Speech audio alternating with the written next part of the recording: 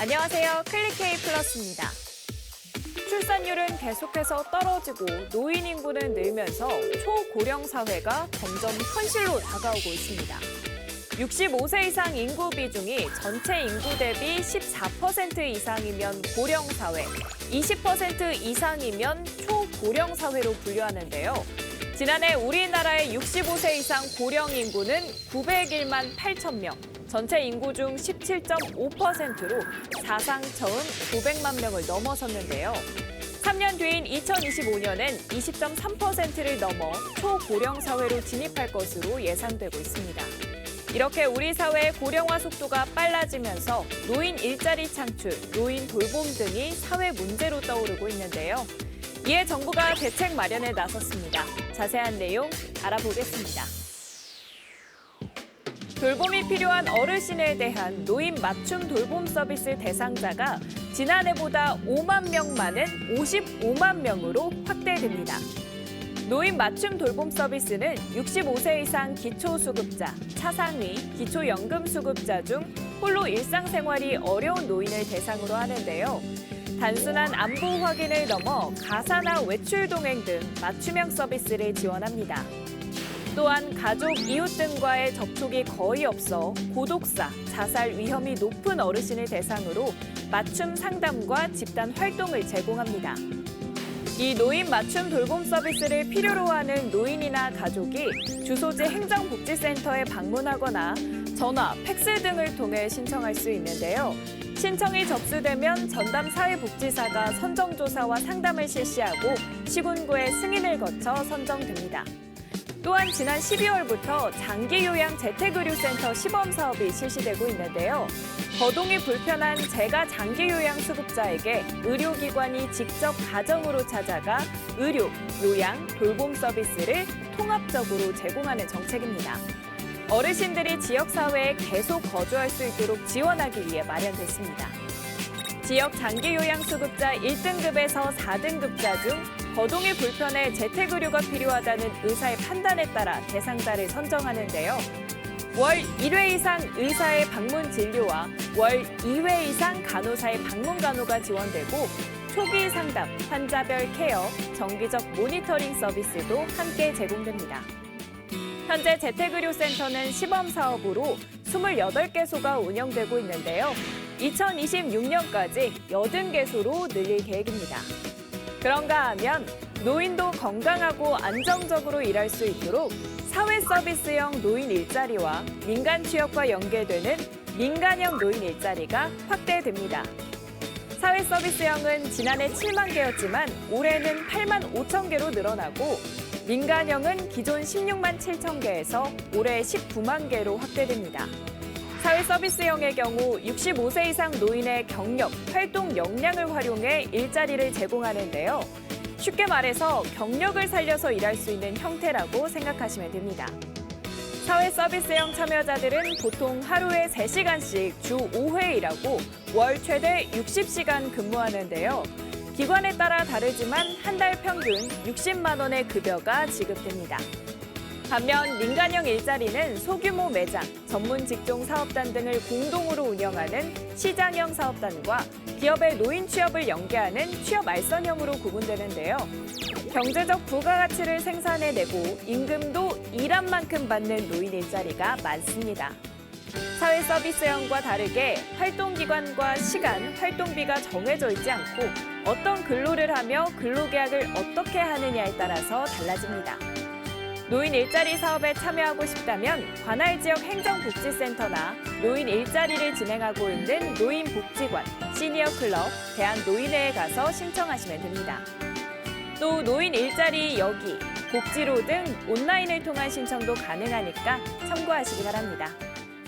최근 10년간 우리나라의 고령화 속도는 OECD 국가 중에서도 가장 빠르다고 합니다. 인구 고령화에 대한 걱정이 커지고 있는데요. 모쪼록 이번 정책으로 문제 해결의 발판을 마련할 수 있길 바라봅니다.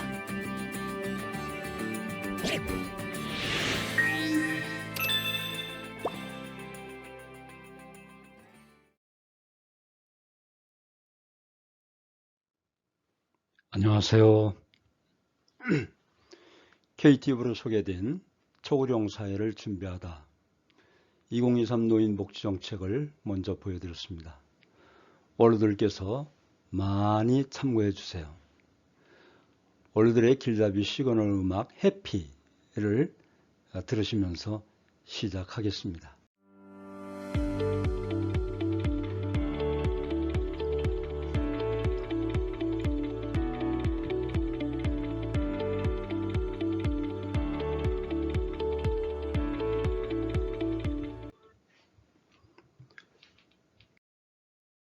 안녕하세요. 다시 인사드립니다. 신통일한국 원로들의 길잡이 신통일한국 국민연합 원로의 경기남부 이재홍입니다. 21세기 기적으로 불리는 독일 통일의 과정 우리 원로들께서는 어떻게 보셨는지요? 결론적으로 말씀드리면 아무도 몰랐습니다. 언젠가는 이루어질 것이라고 보았지만 그렇게 빨리 이루어지리라고는 아무도 예상하지 못했습니다. 1989년 11월 9일 베를린 장벽이 무너지는 날 독일 콜 총리는 외국 폴란드에 있었습니다. 그도 예상하지 못했다는 증거입니다. 우리 대한민국의 통일도 불언간에 다가올 것입니다. 독일 통일 과정을 요약하면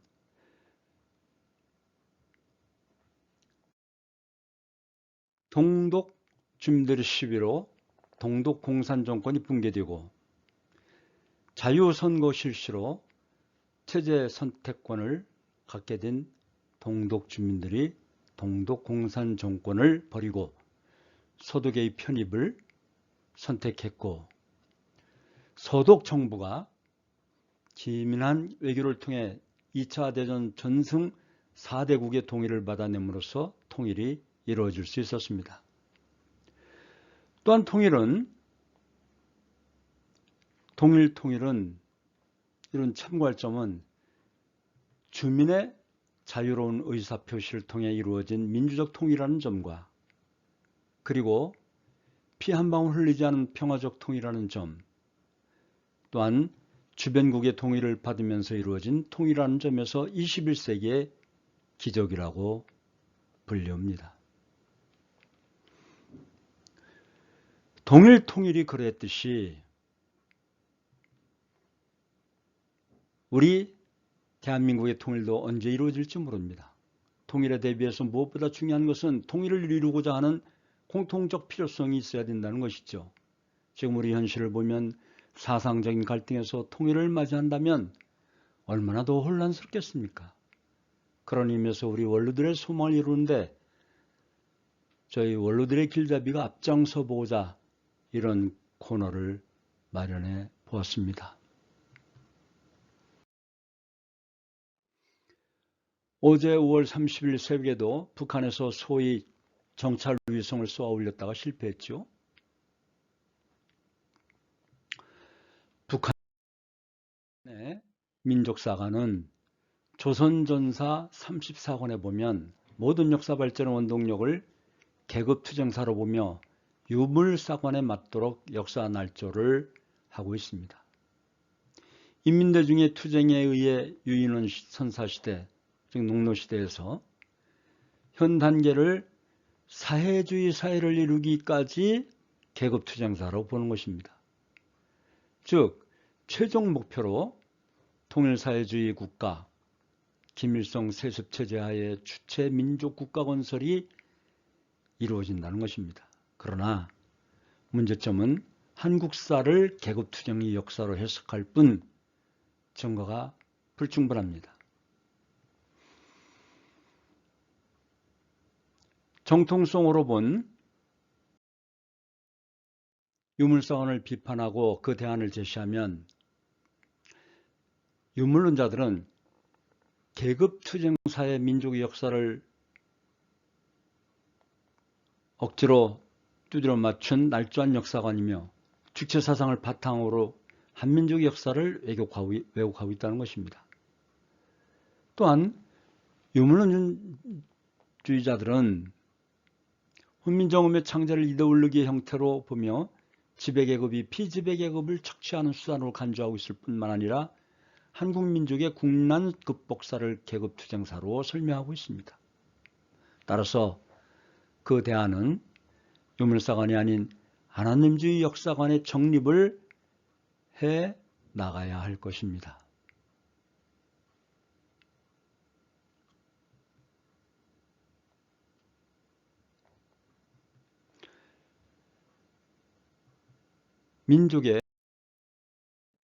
민족의 종교에 대하여 말씀드리면 세계 종교가 한국에 들어와 조화롭게 수용되었습니다.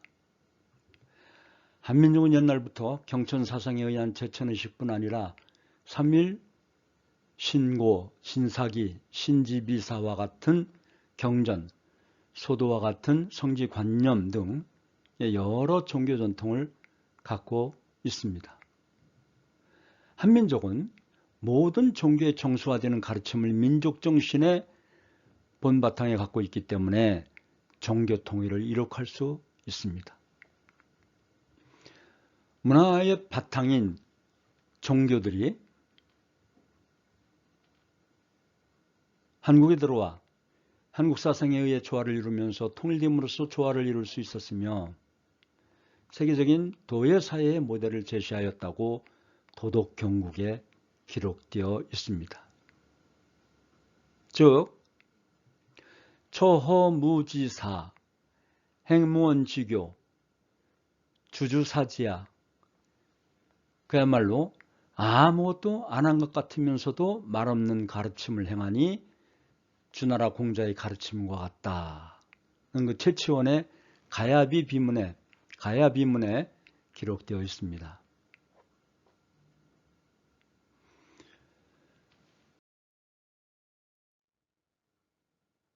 한민족의 정통성을 한민족의 동질성 회복은 민족 통합을 위한 핵심 과제입니다.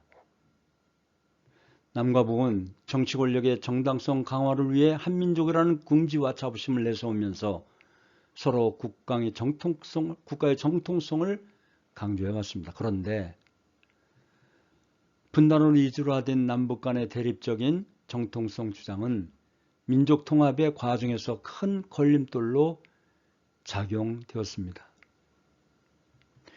남북한의 역사인식의 차이를 하나님주의를 바탕으로 극복해 나가는 민족 동질성 회복과 민족 통합 과제가 시급하다고 볼 수 있습니다.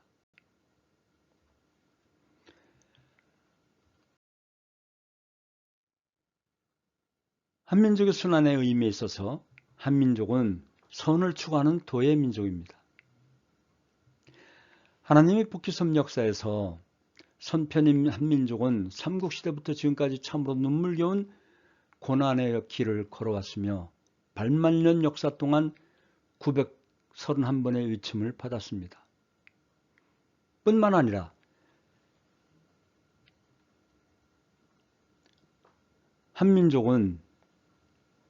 한민족의 이념 가운데 이 세계를 섭리하시는 하나의 뜻과 일치하는 요소가 있습니다.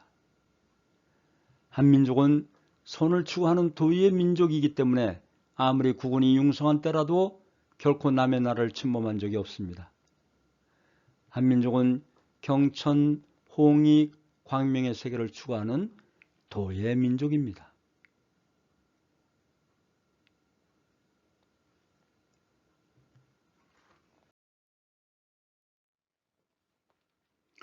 민족주의에서 열린 민족주의로 인도해 나갈 주류 역할을 해야 할 대한민국은 세계 문명을 주도할 사상은 하나님주의임을 깨닫게 됩니다.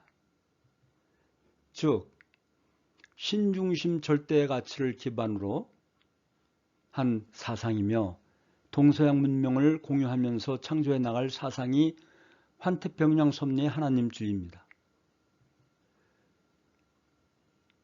그리고 아시아 태평양 지역은 태평양을 중심으로 생명을 잉태하고 양육하는 평화의 중심 지역입니다. 그리고 아시아 태평양의 국가들은 하나님의 뜻에 따라 어머니처럼 세계 각국 앞에 참사랑으로 위하는 심정문화혁명을 이루어 세계평화 실현에 가야 할 것입니다.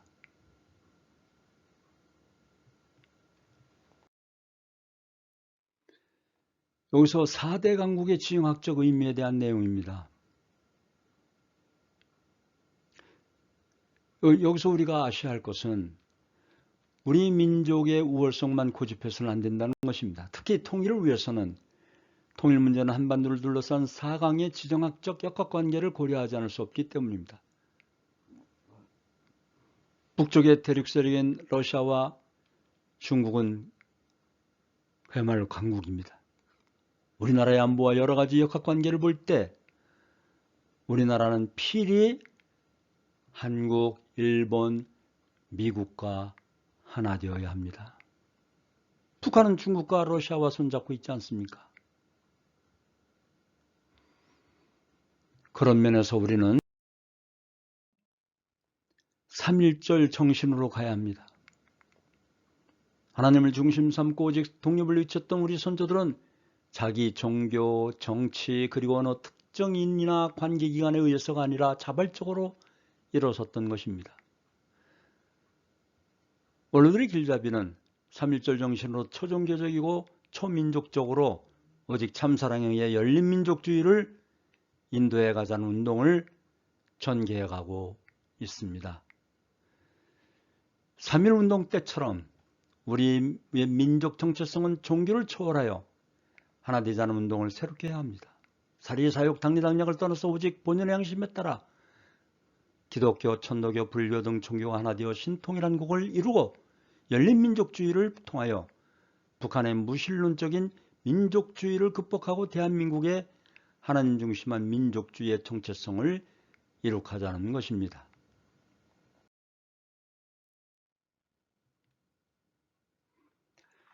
보건복지부 산하 중앙치매센터의 통계를 보면 2022년 현재 65세 이상 노인 인구는 900만여 명이라고 합니다. 앞에서 잠깐 나왔죠? 이 중 2022년 기준 치매 병상자 수는 92만 4,870명입니다. 추정 치매율 유병률이 10.31%, 그러니까 65세 이상 노인 10명 중 1명은 치매 환자라고 합니다. 치매를 예방과 치료하기 위해서는 남아있는 정신 기능을 최대한 활용하는 것입니다.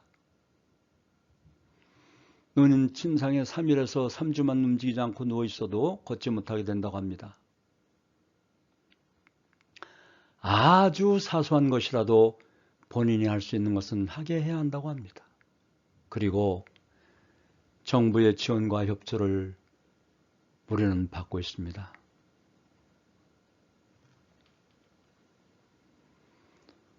오늘도 양무, 원로, 시무, 즉 원로가 없으면 대한민국도 없고 가정도 없고 미래도 없다는 말씀을 드리면서 우리 원로 지도자분들의 자존감을 가지시고 부디 건강하실 기원 드리면서 오늘의 6월 초하루 원로들의 길잡이 모든 순서를 마치겠습니다. 고맙습니다.